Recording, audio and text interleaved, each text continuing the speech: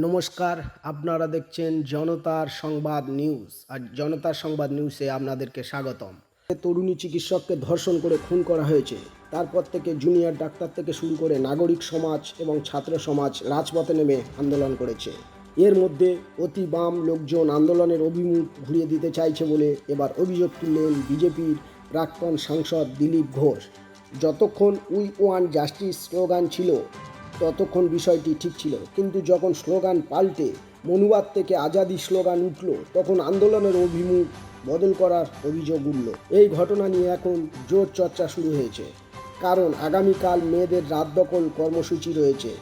সোমবার শিলিগুড়িতে হবে ভোর দখল, আর দুর্গাপূজার আগে হবে পশ্চিমবঙ্গ ছাত্র সমাজের নতুন অভিযান, যেমন হয়েছিল নবান্ন অভিযানকে কেন্দ্র করে।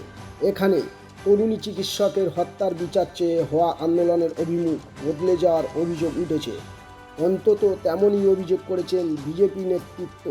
প্রাক্তন রাজ্য সভাপতি তথা প্রাক্তন সাংসদ বিধায়ক দিলীপ ঘোষ সেই প্রশ্ন তুলে দিয়েছেন। আজ শনিবার সোশ্যাল মিডিয়ায় একটি আর্যিকর কাণ্ডের বিচার মঞ্চের ভিডিও পোস্ট করেন তিনি।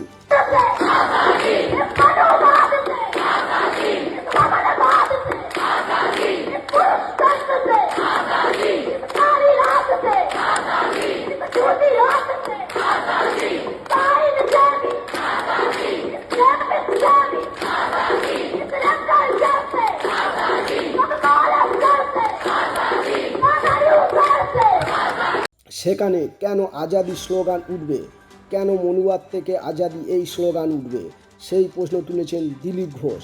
বিজেপির এই পোরখা নেতার মতে এই আন্দোলন অতি বামেদের হাতে চলে যাচ্ছে, আর এটাই এখন চর্চিত বিষয়। এদিকে আন্দোলনের নামে সরকারি সম্পত্তি ভাঙচুর, পুলিশের উপর হামলা, ধরা পড়ে যাওয়া আগ্নেয়াস্ত্র নিয়ে এসব দেখেছে বাংলার মানুষ। কলকাতা পুলিশের দুষ্কৃতি নিয়ে সমালোচনা করার পরিবর্তে হামলা আন্দোলনের অভিমুখ বদলের নামান্তর বলে মনে করেন দিলীপ ঘোষ। তবে তার মতে এমন আন্দোলনের জেরে মুখ্যমন্ত্রী মমতা বন্দ্যোপাধ্যায় অক্সিজেন পাবেন। যদিও আন্দোলনকারীদের মতে নারী সুরক্ষায় নারী স্বাধীনতা বিজেপির ভূমিকা কিছু নেই।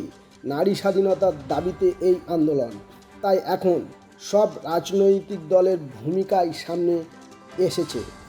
এখানে তৃণমূল বিজেপি একই মুদ্রার এপিঠ ওপিঠ, তাই এসবের সঙ্গে আন্দোলনের অভিমুখ বদলে যাওয়ার কথা যারা বলছেন তারা নারীদের স্বাধীনতা চান না।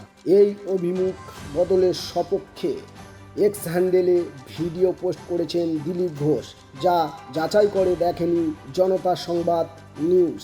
তবে দিলীপ ঘোষের অভিযোগ আন্দোলনে প্রভাব ফেলতে পারে বলে মনে করা হচ্ছে, কারণ আন্দোলনের নামে হামলা ভাঙচুর এবং এমন স্লোগান উঠলে সরকারকে সেটা ডিভিডেন্ড দেবে বলে মনে করেন দিলীপ ঘোষ। আবার এইভাবে আন্দোলনের অভিমুখ বদল নিয়ে যত বিরোধীরা একে অপরকে দোষারোপ করবে তত শাসক শিবিরে স্বস্তি বাড়বে। আগামী 9 সেপ্টেম্বর সুপ্রিম কোর্টে রয়েছে আরজিকর হাসপাতালের ঘটনার মামলার শুনানি। তার আগে এমন মন্তব্য বেশ তাৎপর্যপূর্ণ।